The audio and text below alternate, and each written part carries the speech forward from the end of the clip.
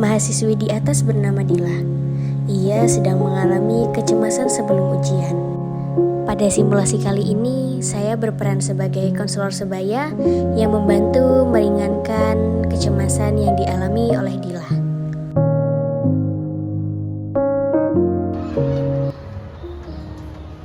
Halo Dila, aku boleh ikut duduk di sini?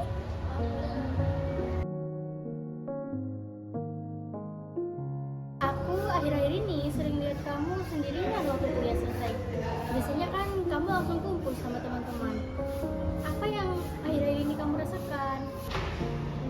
Aku baik kok, cuma lagi banyak pikiran aja. Makasih ya sudah mau jujur. Kalau emang kamu nyaman, aku siap kok mendengarkan. Sebenarnya aku bingung harus bilang ke siapa. Aku seneng kok kalau kamu mempercayaiku. Sebenarnya aku bingung harus cerita ke siapa. Sebelum kita mulai ngobrol lebih jauh, aku ingin menyampaikan satu hal. Apa itu? Apapun nanti yang kamu ceritakan ke aku akan menjaga kerahasiaannya. Aku tidak akan bercerita kepada siapapun, kecuali kalau ada kondisi di mana hal tersebut benar-benar bahaya atau mencelakaimu dan mungkin mencelakai orang lain. Aku juga pengen kamu tahu bahwasanya aku di sini itu tidak akan menyalahkan, tidak akan menghakimi kamu atau memaksakan kehendakmu atau memaksakan pendapatmu. Terima kasih ya Kara.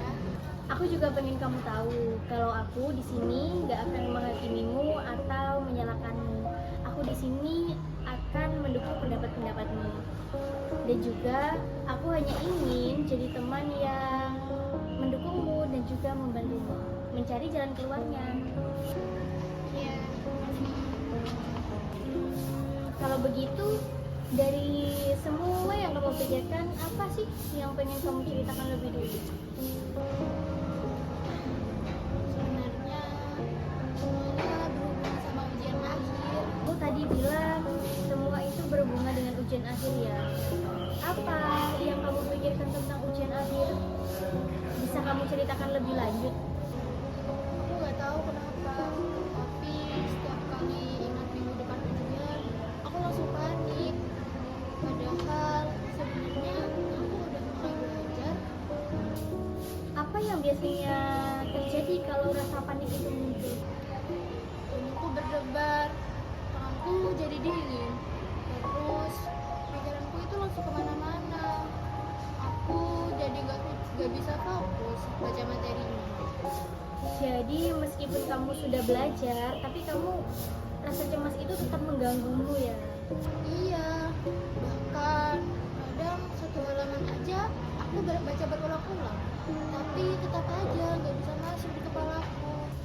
Sepertinya kondisi itu bikin kamu kelelahan banget ya? Iya, capek banget rasanya. Rasanya kayak otakku ini penuh banget. Lalu, apa yang paling kamu khawatirkan kalau ujiannya nanti hasilnya tidak sesuai ekspektasi? Aku takut IPK aku turun.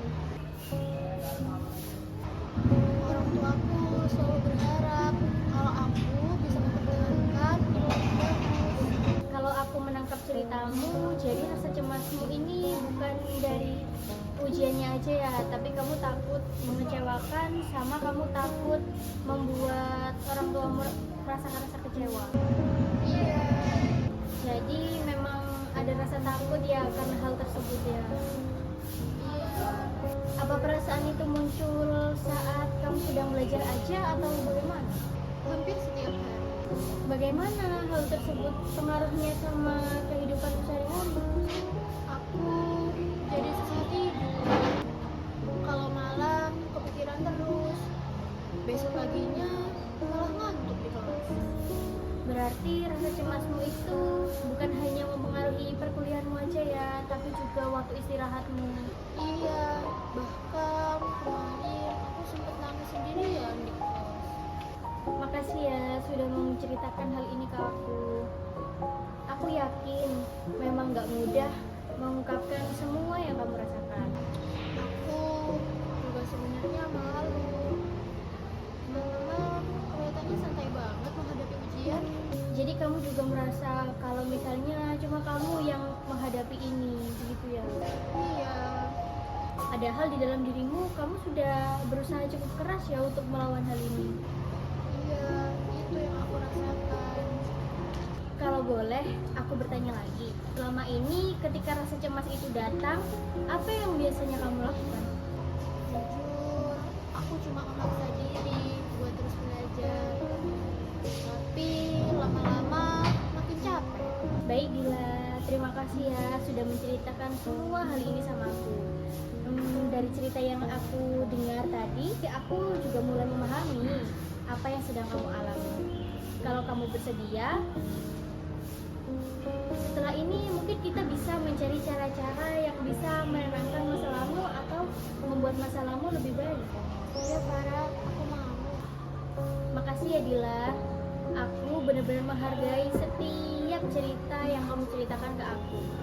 Makasih juga sudah mau terbuka sama aku dan menceritakan semuanya ke aku. Dari sini aku paham bagaimana rasa cemas itu datang ke kamu. Dan juga aku lihat kamu sudah berusaha menghadapi rasa kecemasan itu. Tapi memang hasilnya tidak seperti yang kamu harapkan. Iya, aku merasa sudah berusaha. Tapi hasilnya tetap saja aku cemas. Itu wajar Dila. Ketika seseorang merasa cemas, pemikirannya itu akan selalu dipenuhi kekhawatiran dan juga ketakutan. Padahal sebenarnya kamu sudah melakukan yang terbaik. Iya, cuman akhir-akhir ini aku jadi panik sendiri. Aku juga melihat satu hal dari ceritamu. Kamu itu adalah orang yang bertanggung jawab loh. Buktinya walaupun kamu merasa cemas, kamu tidak melupakan tanggung jawabmu, kamu tetap belajar. Aku nggak pernah kepikiran kalau ini termasuk kelebihan.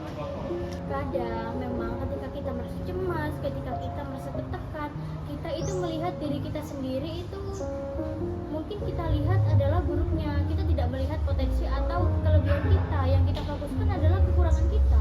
Kalau misalkan sekarang kamu diberi kesempatan untuk merubah rasa cemas itu, apa yang ingin kamu ubah? Mungkin aku mau berhenti belajar secara mendadak semalam. Itu pilihan yang menarik menurutmu. Kalau kamu mencicil materi setiap hari, apakah itu meringankanmu? Iya, kayaknya aku bakal lebih tenang. Selain itu, siapa orang yang membuatmu merasa semangat? Sahabat, Menurutmu, apakah belajar bersama sahabatmu membuat hatimu dan pikiranmu jauh lebih tenang? bisa juga. Biasanya kalau belajar bareng, aku lebih semangat. Berarti saat ini kita sudah punya beberapa alternatif. Yang nomor satu, bisa belajar sedikit demi sedikit. Yang nomor dua, kita bisa mengurangi kebiasaan belajar tiap malam, jadi tidak mengganggu waktu istirahatmu. Terus, yang ketiga, mencoba belajar bersama teman yang membuatmu nyaman, yaitu sahabatmu tadi. Sama yang keempat, apa yang mungkin terpikir olehmu? Mungkin aku juga harus mulai istirahat kalau memang sudah capek.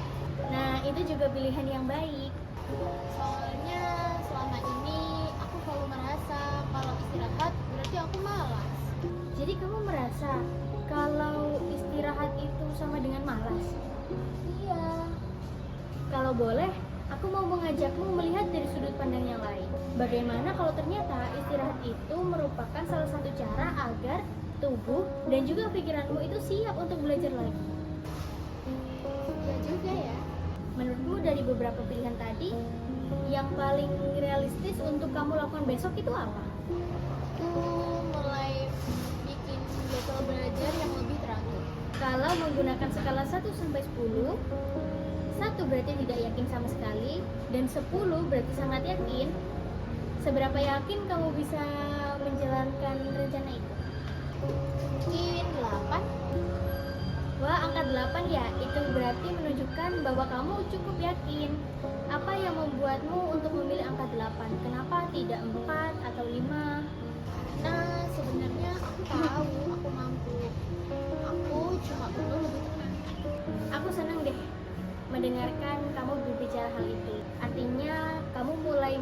bahwa kamu memiliki kemampuan untuk menghadapi situasi ini.